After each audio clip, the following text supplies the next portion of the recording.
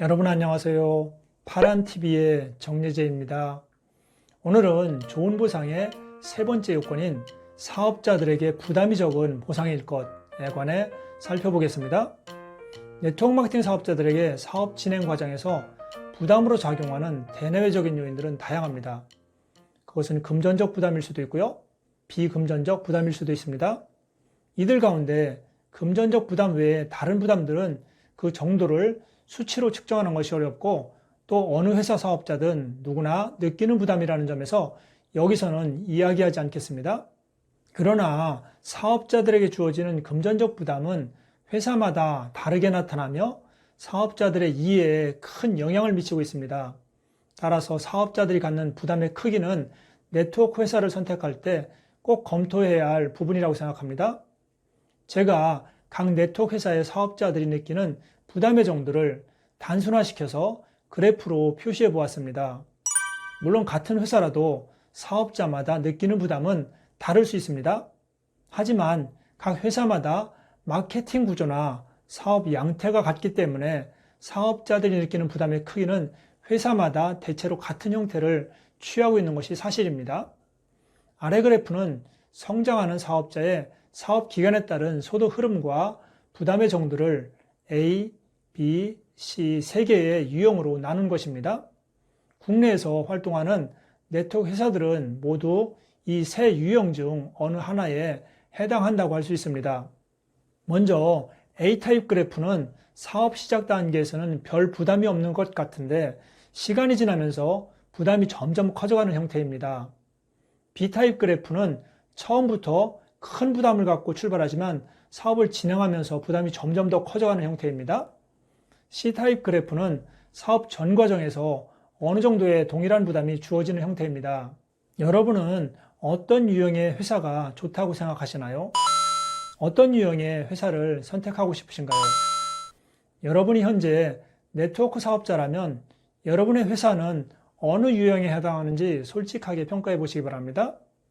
다른 회사의 상황을 모르시는 분들은 우리 회사가 어느 유형에 해당하는지 잘 모를 수도 있습니다. 숲을 모르기 때문에 내 나무의 크기를 가늠할 수 없는 것이죠.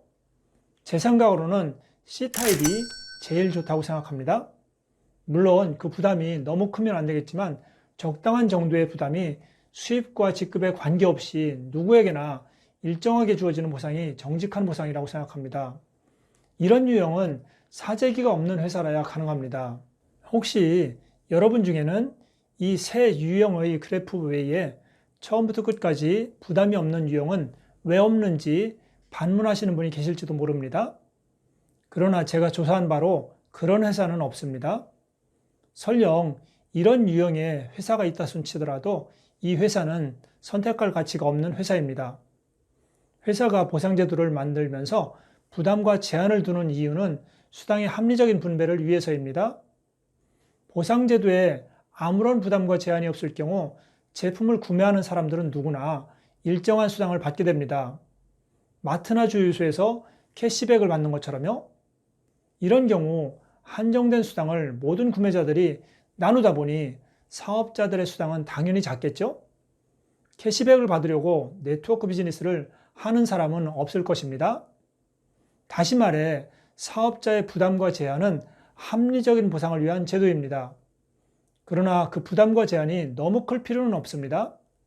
적은 부담으로도 보상의 분배를 얼마든지 합리적으로 할 수 있으니까요.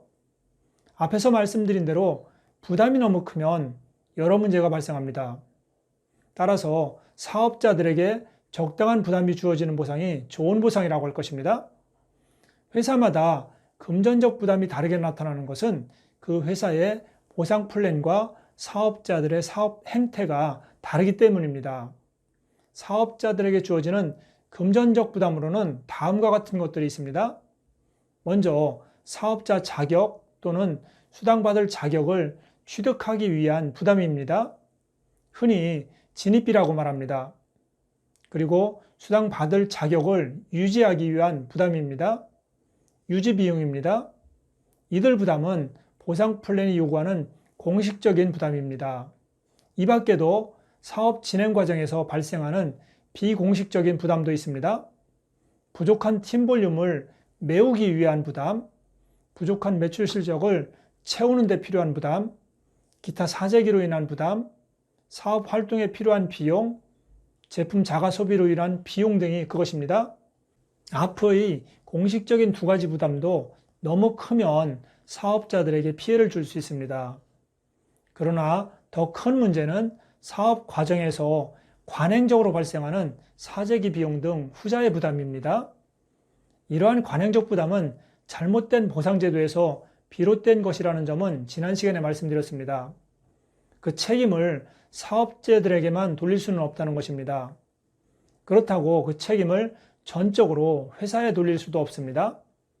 사재기를 유발하는 보상제도를 갖고 있다 하더라도 사업자들이 올바르게 사업을 한다면 추가 부담은 얼마든지 줄일 수 있기 때문입니다.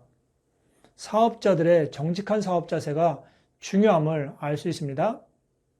어느 회사든 사업자의 부담이 없는 회사는 없습니다. 그 경중에 차이가 있을 뿐입니다.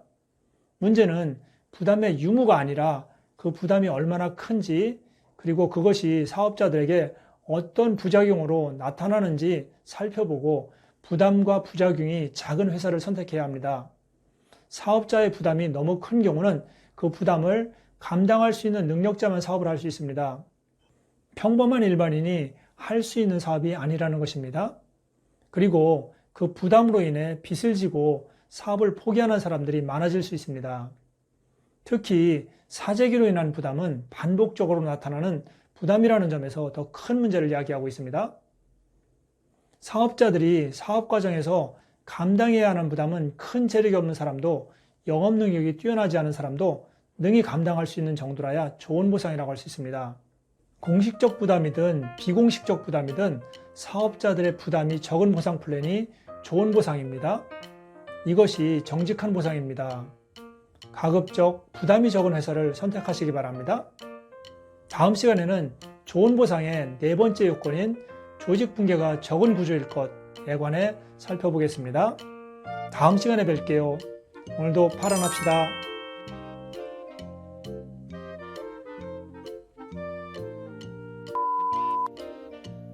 또 하라고 구독과 좋아요, 알림, 댓글 됐습니까? 여러분 부탁드립니다.